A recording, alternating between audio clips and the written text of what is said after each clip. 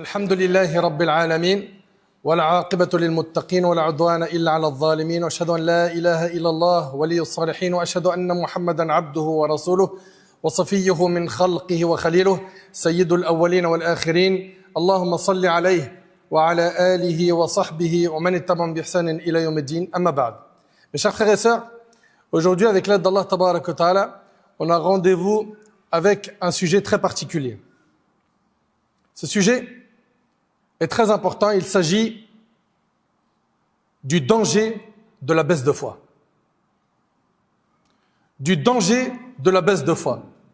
Comme vous le savez, la foi, chez les gens de la sunna et du consensus, elle augmente et elle diminue. Elle augmente avec les bonnes actions et elle diminue avec les péchés. Et aujourd'hui, on vit une époque où non seulement les gens font des péchés, mais ils se vantent de les faire. Et ils les affichent sur les réseaux sociaux. Et ces mêmes personnes-là ne comprennent pas pourquoi est-ce qu'ils n'arrivent plus à retrouver la saveur de la foi, cette saveur qu'ils avaient goûtée auparavant. On est en train de parler de quoi là? De la foi. Ça doit être le sujet central de ta vie. Ça doit être la chose la plus importante dans ta vie. Ça doit être la priorité des priorités dans ta vie. Ta foi. Car tu l'as aujourd'hui, demain tu peux la perdre. Vous avez vu quand une personne se convertit à l'islam, la mosquée est pleine d'émotions, n'est-ce pas? On est heureux, on prend dans les bras. Et dans cette joie, souvent, il y a une peur qui accompagne cette joie. C'est quoi? C'est la peur qu'il dévie. Cette peur que tu as pour ton frère ou ta sœur qui vient de se convertir, cette peur qu'il lâche la religion, tu devrais l'avoir en centuple pour toi. Parce qu'il n'y a aucune garantie que tu meurs sur ce chemin. Le chemin de la foi, de la religion. Et lorsqu'on regarde notre bien-aimé alayhi salatu wassalam, le modèle qu'Allah tabarak wa ta'ala a envoyé à l'humanité, le prophète sallam craignait et redoutait une chose. Selon toi, quelle était cette chose? Certaines choses peuvent nous venir tout de suite à l'esprit. Mais tu n'imagines peut-être pas que le prophète sallam craignait la rechute. Il craignait et il redoutait l'égarement. D'après Anas radiyallahu anhu, regarde bien ce que rapporte Anas. Anas, le compagnon du prophète sallam, dit que le prophète sallam disait fréquemment. Qu'est-ce qu'il disait fréquemment? Il disait Ya muqallib al-qulub, thabbit qalbi ala dinik. Allahu akbar. Ô toi qui fais tourner les cœurs, affermis mon cœur sur ta religion. J'ai dit, donc c'est Anas, ô messager d'Allah, nous avons cru en toi et en ce avec quoi tu es venu. As-tu peur pour nous? Le prophète sallam a dit oui. Certes, les cœurs sont entre deux doigts parmi les doigts d'Allah. Il les fait tourner comme il le veut. Et c'est rapporté par At-Tirmidhi. C'est-à-dire quoi? Nos cœurs sont entre les deux doigts du miséricordieux. Il les fait changer d'état quand il le veut. Et combien on en a vu? Des gens qui étaient attachés au Coran et qui sont tombés bas dans les péchés. Combien on en a vu? Des gens qui étaient dans la da'wah, dans l'humanitaire, dans le social, qui étaient utiles, qui ont fait des grandes choses. Et certains parmi eux sont tombés bas. Un tel a une baisse de foi qui l'a foudroyé. Il s'est retrouvé à lâcher la pratique religieuse. Un autre qui a apostasié. Une autre qui a enlevé son hijab. Et c'est pas elle l'a enlevé simplement. Elle l'enlève et elle en fait une vidéo. Mais elle ne sait pas qu'à travers cette vidéo, elle qui était prise pour modèle, eh ben, il y a des gens qui pensent maintenant à faire comme elle. Le prophète alayhi salatu wassalam, notre bien-aimé, il jurait le plus souvent, comme cela est rapporté par le Bukhari, en disant La wa muqallib al-qulub. Il disait non par celui qui tourne les cœurs. Non par celui qui tourne les cœurs. Pour montrer notre dépendance envers lui et enseigner que personne n'est à l'abri des épreuves, quel que soit son niveau de chance. N'importe quelle épreuve qui te touche, qui touche le matériel ou ta santé, elle est surmontable. L'épreuve la plus difficile, c'est celle qui touche ta foi. Car si tu perds ta foi, tu as tout perdu. L'argent, tu l'as perdu, c'est pas grave. Peut-être que des occasions se présenteront et tu auras de nouveau de l'argent. Tu as perdu la santé, peut-être que tu vas la retrouver. Et si tu ne la retrouves pas, c'est des récompenses sur Al-Qiyam. Mais si tu perds ta foi, tu as tout perdu. Combien d'hommes et de femmes qui vivaient autrefois dans la droiture, ils étaient attachés au Coran, ils étaient attachés à la prière, à la fréquentation des pieux, ils goûtaient à la sérénité de la foi, à la douceur de l'obéissance. Leur cœur était apaisé, leur visage illuminé, leur vie structurée autour des actes d'adoration, des assemblées de sciences et des bonnes œuvres. Mais peu à peu, sans s'en rendre compte, des relâchements se sont installés. D'abord, ça a commencé par quoi? Par le fait de détacher le lien avec le livre d'Allah. On ne l'écoute plus, on ne le lit plus, on ne le médite plus. C'est la première porte. Le détachement avec le livre d'Allah. Puis sont venus des manquements. L'ouverture des portes du haram. Il commence à regarder le haram. Et il a ouvert toutes les portes du haram. Elle a ouvert toutes les portes du haram. Puis progressivement, la prière elle a été mise de côté. On la faisait de manière bancale, plus de prière. Puis, cette personne-là s'est enfoncée sans savoir que le haram t'exposera à de lourdes conséquences. Sur terre, sans compter dans l'au-delà. Ces gens-là, avec leur baisse de foi, qu'ils ont provoqué eux-mêmes, et c'est un point hyper important, c'est qu'Allah tabaraka ta'ala, il est juste. Il guide ceux qui cherchent la guider. Il guide ceux qui cherchent la guider. Et ceux qui s'égarent l'ont fait de leur propre chef. Ils ont voulu eux-mêmes l'égarement pour eux. Leurs cœurs se sont endurcis. La lumière qui apparaissait sur leur visage s'est éteinte. Et ils ont commencé à banaliser les péchés. Qu'Allah subhanahu wa ta'ala nous en préserve. Wallahi al-azim, mes frères. Wallahi, wallahi. Je le jure par Allah. On est en train de parler d'un sujet, il est hyper important. Ne te sens pas à l'abri. Non, il est en train de parler de quelqu'un d'autre. Ça m'arrivera jamais. Personne n'est à l'abri. On a connu des gens qui ont eu des baisses de foi terribles et se sont retrouvés à faire des choses atroces. Et wallah, je sais de quoi je parle. Tout cela à cause de négligences progressives qui ont fini par les éloigner complètement de la voie droite. Maintenant, voyons ce que la religion nous dit à ce sujet. Allah Azza wa Jalla nous dit أَفَتَتَّخِذُونَهُ وَذُرِّيَّتَهُ أَوْلِيَاءَ مِنْ دُونِي وَهُمْ لَكُمْ عَدُوٌّ بِئْسَ لِلظَّالِمِينَ بَدَلًا. Allah, en parlant du diable, il dit « Le prendrez-vous ainsi que sa descendance pour mettre en dehors de moi ?» Vous prenez le diable et sa descendance pour mettre en dehors de moi, nous dit Allah. C'est le diable qui vous commande. Le prendrez-vous, c'est-à-dire le diable ainsi que sa descendance, pour mettre en dehors de moi, alors qu'ils vous sont ennemis? Quel détestable échange font là les transgresseurs. Wallahi, vous avez fait un mauvais calcul. Vous étiez sur le khair, vous étiez sur la voie de la religion, de la guidée, sur la voie du Coran et de la Sunna. Et vous avez provoqué votre perte en vous détachant du dîn d'Allah, en suivant les pas du diable. Le livre d'Allah a sévèrement blâmé ceux qui chutent et dévient après avoir été guidés en annonçant leur perte. وَمِنَ النَّاسِ مَنْ يَعْبُدُ اللَّهَ عَلَى حَرْفٍ فَإِنْ أَصَابَهُ خَيْرٌ اطْمَأَنَّ بِهِ وَإِنْ أَصَابَتْهُ فِتْنَةٌ انقلب على وجهه خسر الدنيا والآخرة ذلك هو الخسران المبين. Allah Ta'ala dit, il est des hommes qui adorent Allah de manière conditionnelle et hésitante.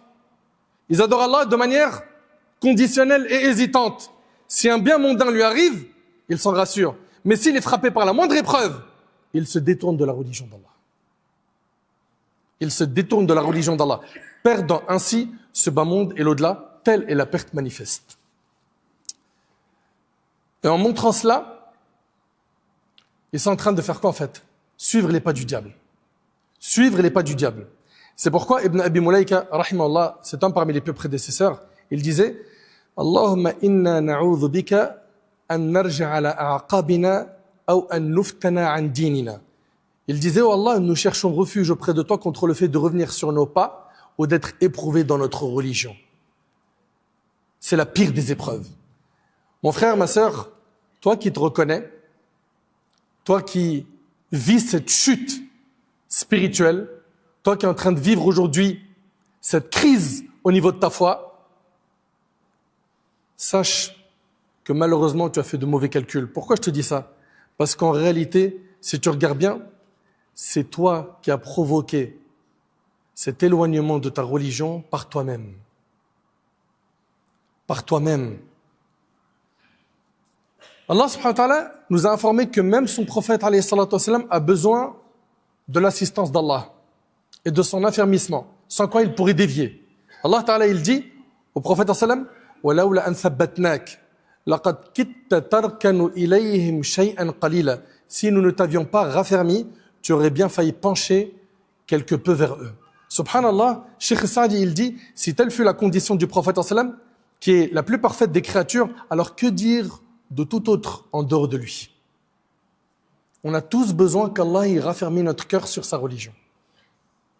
Tous. Et pour cela, il faut multiplier les invocations. Demander à Allah subhanahu wa ta'ala de nous garder sur le droit chemin. Celui qui rechute aux musulmans ne fait en réalité que se nuire à lui-même. Et ton Seigneur n'est injuste envers aucun de ses serviteurs. Allah ta'ala dit وَمَا كَانَ اللَّهُ لِيُضِلَّ قَوْمًا بَعْدَ إِذْ هَدَاهُمْ حَتَّى يُبَيِّنَ لَهُمْ مَا يَتَّقُونَ إِنَّ اللَّهَ بِكُلِّ شَيْءٍ عَلِيمٌ. Allah n'égare pas un peuple après l'avoir guidé, avant de lui exposer clairement ce dont il doit se prémunir. Allah est omniscient.